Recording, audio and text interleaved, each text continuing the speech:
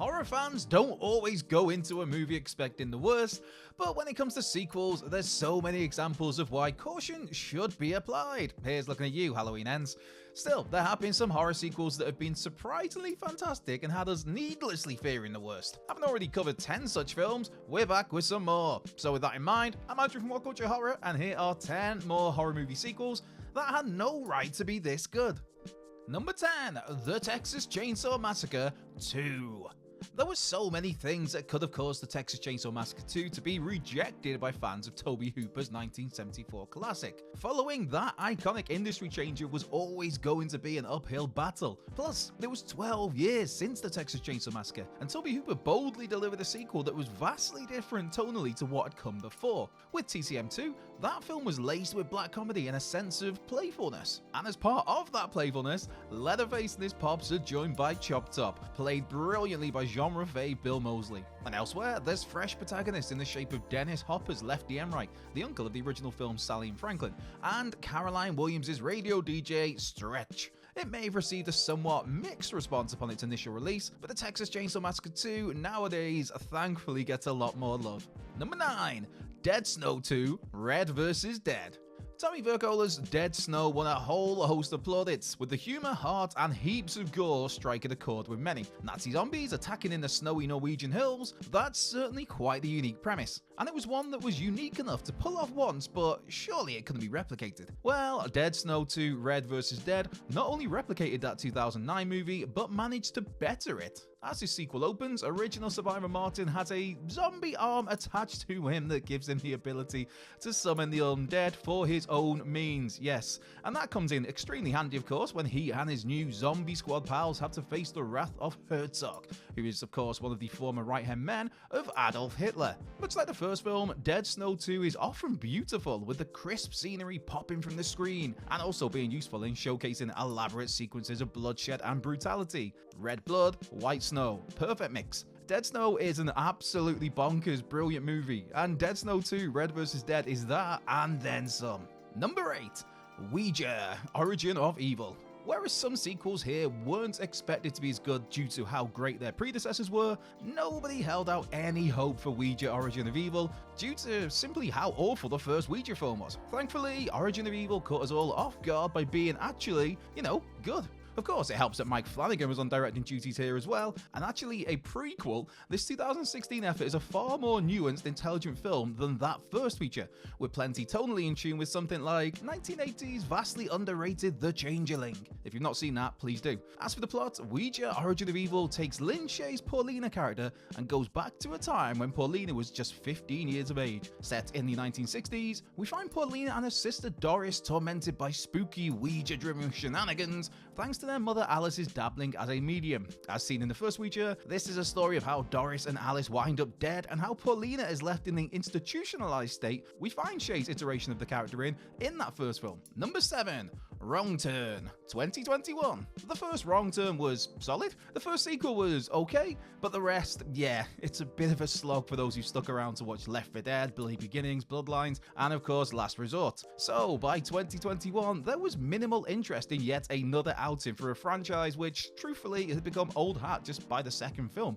Even more concerning, the 2021 film, simply titled Wrong Turn, was a second reboot for the franchise. And words like reboot, remake, and reimagining, they put a cold shiver down the spine. In a development nobody saw coming, the latest Wrong Turn movie was actually pretty darn good, pulling back on the gratuitous gore of the franchise, plus removing 3 fingers, sawtooth and 1 eye. The result was a more stylish film that takes its time with its terror. Rather than the mutated cannibals of prior movies, the bad guys of this picture are some primitive humans who live in their foundation community out in the woods, all headed up by the ever-great Bill Sage. Always good to see you, Bill. That's not to say that Wrong Turn 2021 doesn't have some gnarly moments, of course, as there is plenty of twisted brutality when it is called for. Number 6, Amityville 2, The Possession. As of now, there are a staggering 45 movies that carry the Amityville name. Some of these feature possessed clocks and mirrors from the old Amityville house, others take things to actual space, and one even centers on a sinister sex toy. Yes, it really does. Of all of these films, the very best could well be 1982's Amityville 2, The Possession, which is technically a prequel that takes place before the Lutz family moved into the infamous house 1 year after the DeFeo family massacre. Here, the DeFeo name is switched cast out from the Montellis, led by the late, great Burt Young as family patriarch Anthony, who rules with an iron fist and is worryingly eager to physically assault his wife, children, and even threatens a priest. While Young's character is a proper scumbag though, it's the family's oldest child, Sonny, who ends up taking center stage, as the house possesses him to do its nefarious bidding. Granted, it's a smidge cheesy in places, very much a product of its time, but Damiano Damiani's Amityville 2 The Possession is a fantastic, creepy as all hell picture that descends into absolute chaos by the end.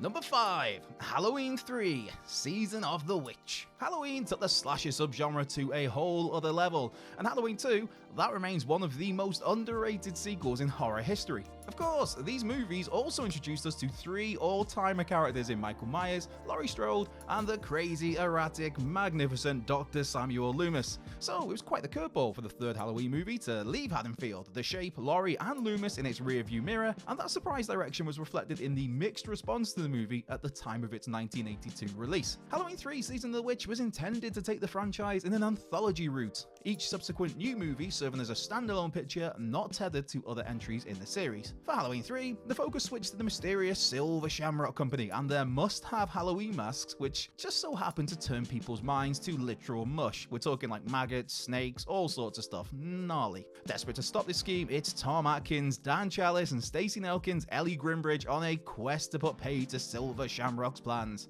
While some struggle with the concept of a Michael-less Halloween picture, Season of the Witch is a stunning slice of sci-fi horror that thankfully seems to be getting more appreciated in more recent years.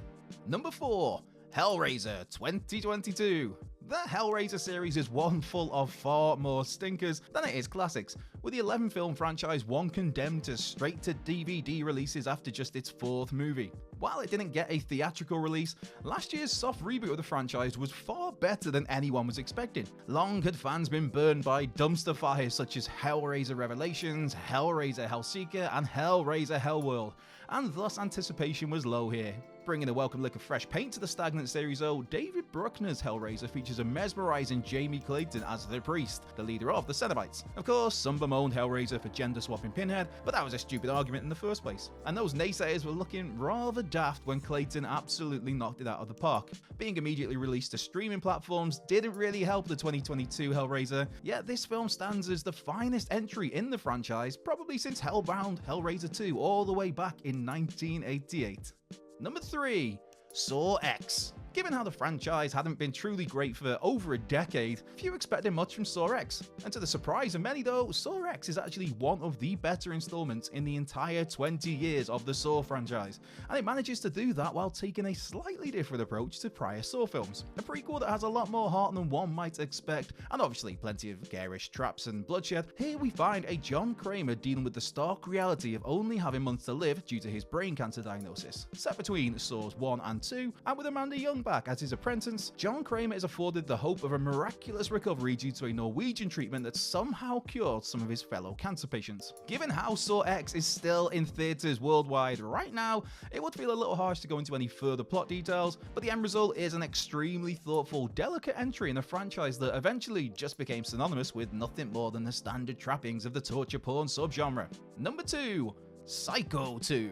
Much like the Texas Chainsaw Massacre 2, 1983's Psycho 2 faced so many problems due to what it had to live up to, and because of the sheer amount of time that had passed since its predecessor. Whereas the gap between the Texas Chainsaw Massacre and the Texas Chainsaw Massacre 2 was 12 years, it was a staggering 23 years between Psycho and Psycho 2, only adding further to the pressure of attempting to follow up on Alfred Hitchcock's 1960 masterpiece. Clearly, it would be impossible to make a movie as flawless as Psycho, but Psycho 2 manages to provide a great update on Norman Bates. With Anthony Perkins back in the saddle, we pick things up with Norman as he's freed from a mental asylum, just as a new batch of murders take place in and around the Bates Motel, showing a wide variety of emotions in an exquisite performance. Perkins' Norman is genuinely unsure whether his mother persona is responsible for all of this bloodshed, or whether something else entirely is at play. Psycho 2 brilliantly plays with the formula of the first movie to create a gripping mystery that makes the 23-year wait all very much worth it. Number 1.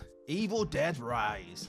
When looking at the greatest franchises in horror, Evil Dead is the most consistent. Prior to this year, the world of the Deadites had served up an excellent trilogy, a fantastic reboot, and a bloody brilliant TV series. and some pretty badass video games while we're at it as well. While there was extreme trepidation surrounding Fede Alvarez's 2013 Evil Dead, that trepidation was even more prevalent for Lee Cronin's Evil Dead Rise this very year. With no Ashley J. Williams in sight, and with the familiar cabin in the woods setting removed, Rise seemed doomed once it was announced that it'd be getting a quiet release on HBO Max rather than a full theatrical release. Positive early screenings though, that did mean that Evil Dead Rise got a very short US cinema run, but the film was available to stream mere weeks after that run. But man, what a devilish delight of a movie Rise proved to be. Did anybody miss Ash? Nope.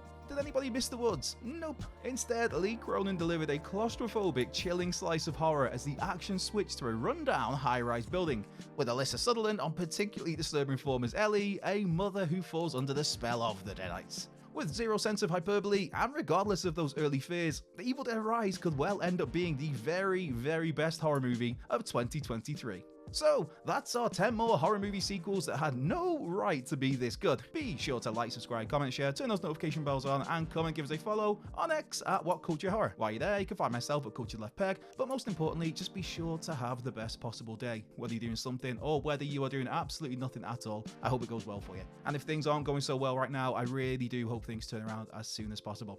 I've been Andrew Pollard from What Culture Horror, and I'll catch you down the road.